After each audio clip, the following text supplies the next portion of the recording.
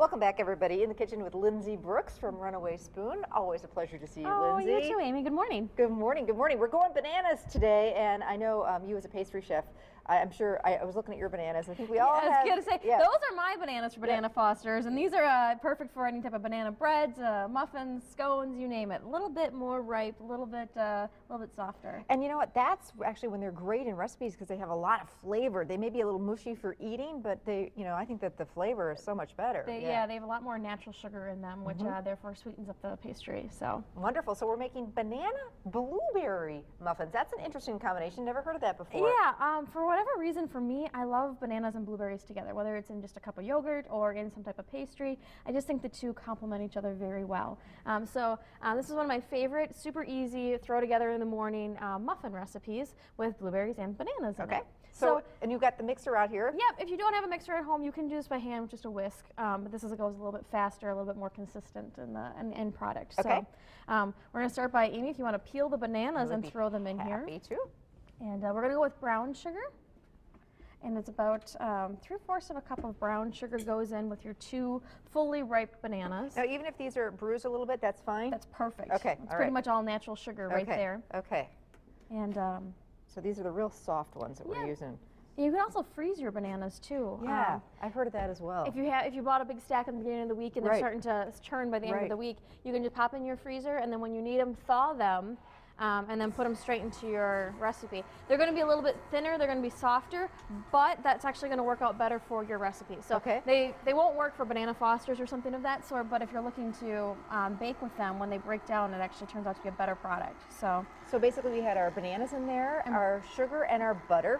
No butter yet, actually. Okay. Just the brown sugar and the bananas. Okay. I'm going to add 1 whole egg to it. I saw butter around here somewhere. The butter's in the microwave. Yep, you want to melt the butter for this recipe rather than actually incorporate the air and beat it. Okay. And Amy, you can go ahead and add the melted butter straight in while the mixer's running or while you're whisking. Okay, and how much butter is this? 4 ounces. Okay. Which is, of course, what makes muffins so good is the butter. You can use oil and other things, but really the flavor of butter is what you're going to want to see come on through. This is 1/4 of a cup of buttermilk, just to kind of tartan them up a little bit. Now, for people who don't have buttermilk on hand and don't want to run out to get buttermilk just for that little amount, what would you suggest? You can definitely just use a little bit of half and half, milk or heavy cream, whatever you might have in the house. Okay. And then a couple tablespoons of lemon juice to 1 cup of that liquid. Oh, okay. Totally.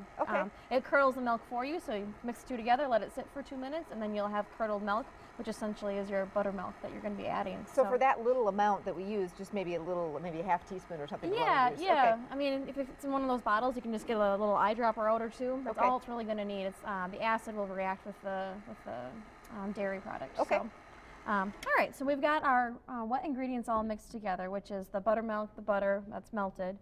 Chunky bananas are in there and brown sugar. We're going to add a cup of fresh blueberries. You can use frozen. The dough is going to get a little bit bluer. It won't be as uniform looking, but it would work if that's what you had in the house. And I've heard that when you use frozen muffins or frozen blueberries in muffins or recipes, it's best to use them frozen rather than to thaw them. Yes, because when you thaw them, you're going to lose all that juice out into the bowl, not actually what's actually in your product. Right. So then we're going to add the dry ingredients. Okay. And Amy, you've got a teaspoon of each baking powder, baking soda, and then just a pinch of salt. Okay.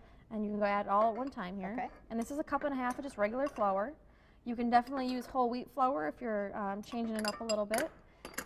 And I should point out, Anne, too, earlier thought I was making banana chocolate chip muffins. So this exact recipe would work for banana chocolate chip, too. Good, because I'm a big fan of that, too. In case you need a little sweets in the morning, too. Okay. So we're just going to mix this until it just comes together. Anytime you're making a muffin batter, you want to make sure not to overmix it. That's how you get tunnels inside of your wonderful muffins. And that's why I saw when you used the mixer, I thought, oh boy, I thought that was a no-no. But you can see we just did it so quickly, especially when we got the wet and dry together. Then it's like seconds. It is. And I like using the mixer just because it breaks up the bananas a little bit more. Because we put them in whole, or if you have a bowl, they kind of stay a little too chunky, and I like to have them mixed up a little bit. Okay. So essentially here you've got your muffin mix. You can definitely add vanilla extract if you have it, cinnamon, nutmeg, but I kind of like just keeping it simple and having the flavor of those bananas come on through. Really, just the batter itself smells delicious. We've got our muffin tin over here. Yep, so you want to spray the muffin tin or round it with butter, depending on whatever process you might like to use. Okay, about how many is this going to make? This recipe makes 18, so Okay. a dozen and a half. You want to just spray it, or like I said, butter. And I know, Amy, you and I are both big fans of ice cream scoopers or portion scoopers, so that everything becomes bakes out even. Yep. So we're just going to scoop. I like them because there's no mess, you know, it doesn't drip all over. You can get it right in there.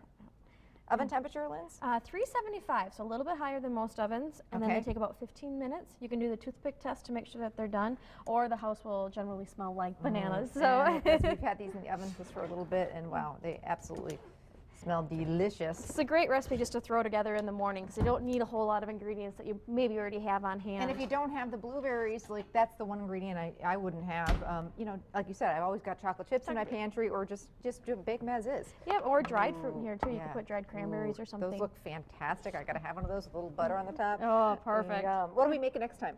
So oat bars, a little bit healthier, inspired by my father-in-law. Yeah, they sound delicious, kind of like homemade granola bars. So stick with us. We'll be back with some more fun ideas. We're all